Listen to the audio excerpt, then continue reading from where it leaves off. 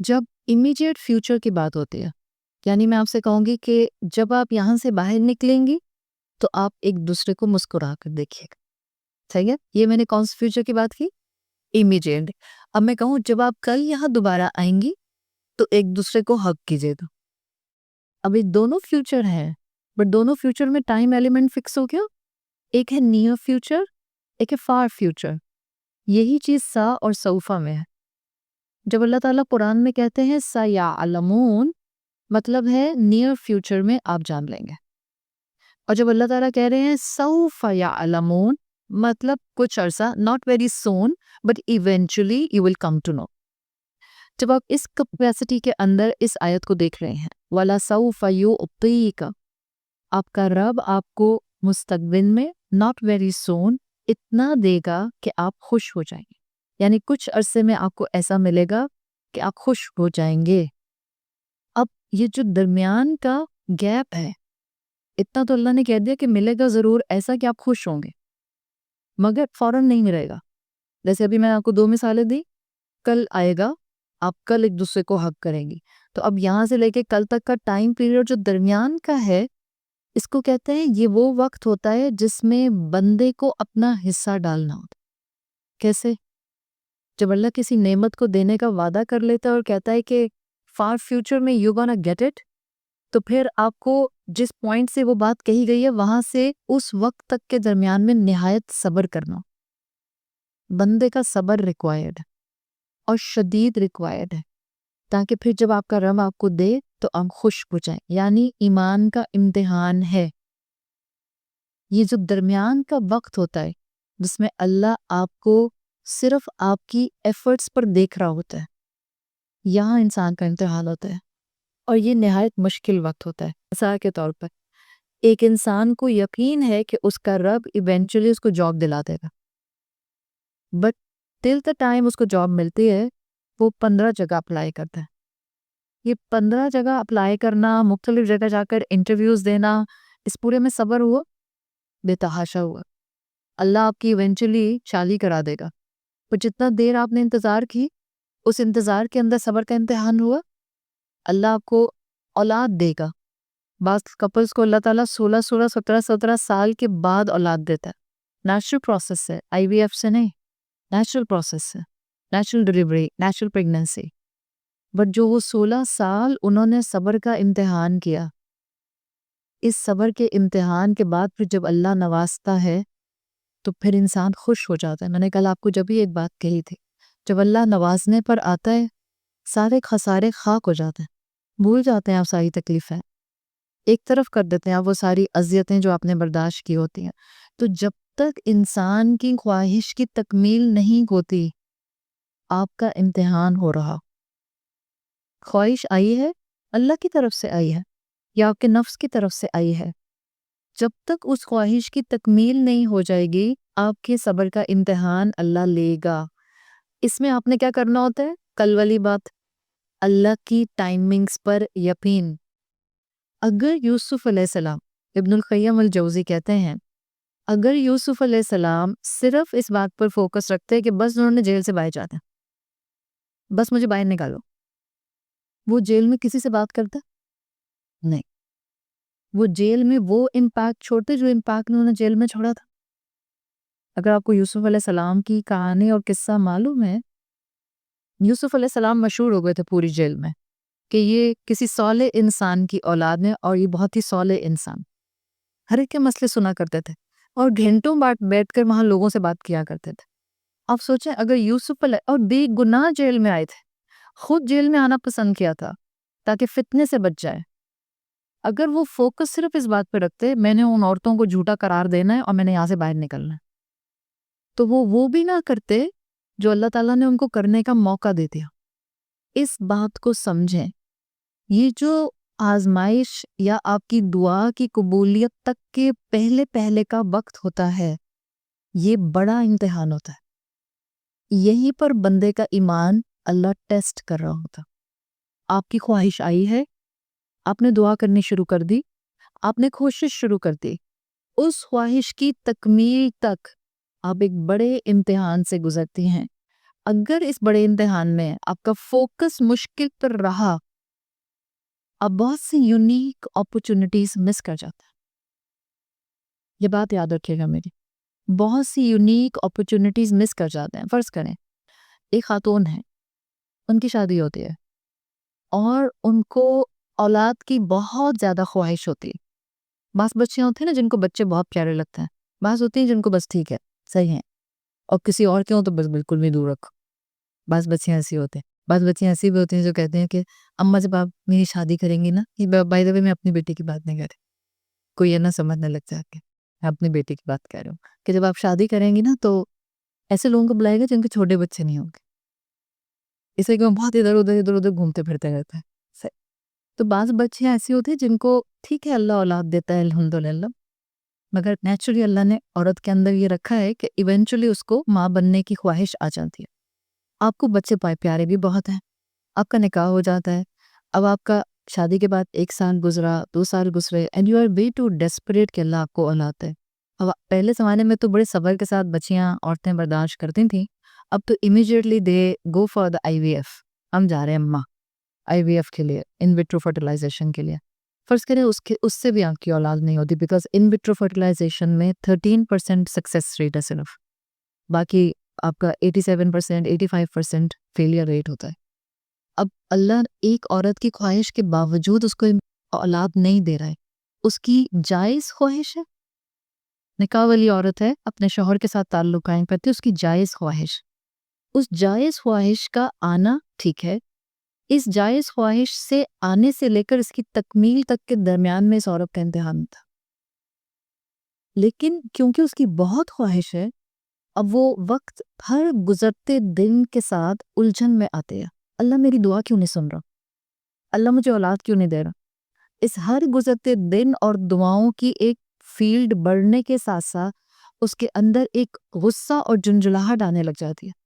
وہ غصہ اور جنجلاہٹ ایک سٹیج پر آ کر اداسی میں کنورٹ ہو جاتی، وہ ایک سٹیج پر آ کر بے چینی اور ڈپریشن میں کنورٹ ہو جاتی، وہ اگلی سٹیج پر جا کر تنہائی کی طرف اس کو دھکیل دیتی ہے، کسی کو فیس نہیں کرنا چاہتے. وہ اگلی سٹیج پر آ کر خود کو کمرے میں بند کرنا اور دنیا سے کٹ جانا اس سٹیج پر آ جاتی ہے. آزمائش تھی، اس کی خواہش تھی، خواہش اور اس کی تکمیل کے درمیان میں اس کا امتحان تھا. بالکل جیسے اگر یوسف علیہ السلام صرف جیل سے نکلنے پر فوکس کرتے تو وہ درمیان کی یونیک اپرچونٹیز مس کر جاتے. اسی عورت کا سوچیں جس نے اپنے آپ کو نا امیدی میں دھکیلتے دھکیلتے کمرے میں بند کر لیا. اسی مشکل کے دوران جب اس کے صبر کا امتحان ہو رہا تھا، کیا پتہ سائملٹینیس سے اس کی زندگی میں اس کے بوڑھے ماں باپ بھی ہوتے، اور اس کو اپنی خواہش کی تکمیل نہ ہونے کی پریشانی میں یہ یاد ہی نہیں رہا کہ میرے ماں باپ بھی تو بوڑھے ہوتے جا رہے ہیں، ان کو میری محبت اور کیئر کی ضرورت ہے، ان کو میرے ٹائم کی ضرورت ہے. ان کے پاس جا کر بیٹھنے کا دل بھی نہیں کیا، ان کی خدمت بھی نہیں کی، ان سے دعا بھی نہیں لی. That was a unique opportunity in the middle of that situation. یہ یونیک اپرچونٹی تھی، بیکاز چاہے اولاد نہیں ملی اور اولاد کی تربیت کر کے اپنے لیے صدقہ جاریہ نہیں بنایا، بٹ ماں باپ تو تھے، وہ مس کر دیا. اولاد بھی نہیں ہوئی نا، اور جو نعمت تھی کہ جس کی خدمت کر کے جنت کمائی جا سکتی تھی، ان کا بھی انتقال ہو گیا. نعمتیں ٹائم باؤنڈ ہوتی ہیں، کبھی محسوس کیا؟ نعمتیں ٹائم باؤنڈ ہوتے ہیں. جوانی ہمیشہ رہتی ہے، شکریہ. ہم کہ ہاں بوٹاکس بنا لو تو رہتی، فلرز کرا لو تو رہتی ہے، پھر بھی نہیں رہتی، پھر بھی سیگی سکن ہو جاتی ہے. بڑھاپا آتا ہے، جب بڑھاپا آتا ہے تو ٹنگے کی چوٹ پر آتا ہے، اور عقل مند وہ ہوتا ہے جو بڑھاپے کو گریسفلی ایکسپٹ کر. آرٹیفیشل بننے کی ضرورت نہیں ہے. دلوں کی صحت اچھی کریں، اپنی ذہنی صحت اچھی کریں، اپنے دلوں میں سے کینہ، گرجز، نفرت، یہ سب نکال کر باہر پھینک دیں. It gonna reflect on your face automatically. نعمتیں ٹائم باؤنڈ ہوتے ہیں.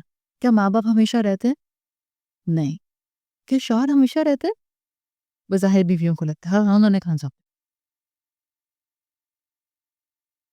نہیں، شوہر بھی ہمیشہ نہیں رہتے. اور اللہ نہ کرے کہ اللہ کسی بیوی کو وہ ریگریٹ دے جو اس کو اس کے شوہر کے انتقال کے بعد ہٹ کرے کہ میں اچھی بیوی بن سکتی تھی، میں نے اپنے شوہر کی قدر نہیں کی۔ میں نے ایسی عورتیں دیکھی ہیں، اور جو میں نے ان کی بے چینیاں دیکھی ہیں، 4 مہینے 10 دن کی عدت کے بعد بھی، 4 سال گزرنے کے بعد، جب آپ کسی انسان کے ساتھ زیادتی کریں یا آپ اپنا وہ حق ادا نہ کریں جو آپ کو کرنا چاہیے تھا، اور وہ انسان اس دنیا سے چلا جائے، تو پھر جو ندامت آپ کا پیچھا کرتی ہے، اس سے بڑا کوئی نائٹ میئر نہیں ہو سکتا۔ آپ کے دن اور رات کا سکون غارت ہو جاتا۔ شوہر بھی ایک نعمت ہے، اور ہر نعمت ٹائم باؤنڈ ہوتی ہے۔ میرے سامنے شوہر بیٹھے ہوتے تو میں ان کو بھی کہتی اپنی بیویوں کی قدر کر، اور میں مردوں کو نہیں پڑھاتی ہوں۔ اللہ مردوں میں بھی ایسے استاد پیدا کرے جو جنرلی حق کے ساتھ ان کو دین کا علم سکھائیں، بیلنسڈ علم سکھائیں، ان کو ان کی ذمہ داریاں سکھائیں۔ I never like the idea، مجھے نہیں پتا کتنے لوگوں تک میری آواز جائے گی، but I never like the idea کہ آپ مسجد کے ممبر پر کھڑے ہو کر مردوں کو سامنے بٹھا کر صرف یہ بتاتے رہے اچھی بیوی کون ہوتی ہے۔ کیوں آپ کے سامنے بیویاں بیٹھی ہیں؟ میں آپ کو سامنے بٹھا کر اس وقت بتانا شروع کر دوں اچھا شوہر کون ہوتا ہے، آپ کو گھر جا کے اپنے شوہر اچھے نہیں لگیں گے۔ There is a possibility نہیں اچھے لگیں گے، بیکاز میں اگر آپ کو اسلام کے مطابق 10 کرائٹیریاز بتاؤں گی، majority of the women will not be able to see 7 qualities میں بھی کہ جو مجھے اپنے شوہر میں نظر آ جائے۔ اس کا مطلب کیا ہے؟ عورتوں کو عورتوں کے ساتھ تعلیم دی جائے گی، عورت کو بتایا جائے گا اچھی بیٹی، اچھی بہن، اچھی بیوی کیسے بنتا ہے۔ مرد کو بتائیں اچھا شوہر کیسے بنتے ہیں، رسول اللہ کا اچھا امتی کیسے بنتے ہیں، اللہ کے رسول والا صبر اور برداشت والا مزاج کیسے دے کر آتا ہے۔ کتنے کیئرنگ تھے اللہ کے رسول عورتوں کے لیے، کتنے کیئرنگ تھے اپنی ازواج کے لیے، کیسے اپنی ازواج کی گروتھ کی فکر کرتے تھے۔ کتنے اسکالرز بتاتے ہیں، مجھے نہیں پتا کتنے ممبر پر بیٹھے تھے مولوی بتاتے ہیں۔ آپ بتائیں اپنے بیٹوں کو، آپ کو تو پتا ہے، آپ گروم کریں ایسی اولاد۔ ماں باپ کوئی بھی نعمت ٹائم باؤنڈ ہے، ہمیشہ نہیں رہتی ہے۔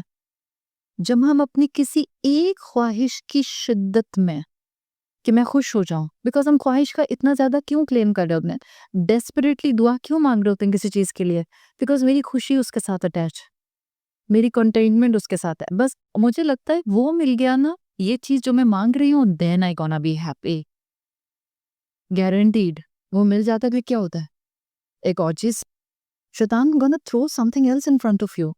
اوہ اچھا یہ مل گیا، بٹ اگر ہمارے پاس یہ ہوتا ہے نا، تم اور خوش ہوتی، اگر ایسا ہوتی تم اور خوش ہوتی۔ جس خواہش کو اتنی شدت سے آپ مانگ رہے ہیں، مانگے، میں منع نہیں کریں، بٹ اس مانگنے سے لے کر اس کی تکمیل سے پہلے باقی نعمتوں کو مت مس آؤٹ کر جائیں۔ وہ جو اللہ تعالیٰ آپ کو درمیان میں صبر کا امتحان دے رہا ہے، اس میں یونیک اپرچونٹیز دیتا ہے، یونیک اپرچونٹیز دیتا ہے۔ ہم ان یونیک اپرچونٹیز کو مس کر جاتا ہے، اور جب ہم ان کو مس کرتے ہیں، نہ خواہش پوری ہوتی ہے، اس سے بھی محروم، اور جو یہ مشکل کے درمیان میں یونیک اپرچونٹیز سیکھ تھیں، ان کو حاصل کرنے سے بھی محروم۔ تو اللہ نے آپ کو اور مجھے ایک کلیئرٹی دی ہے۔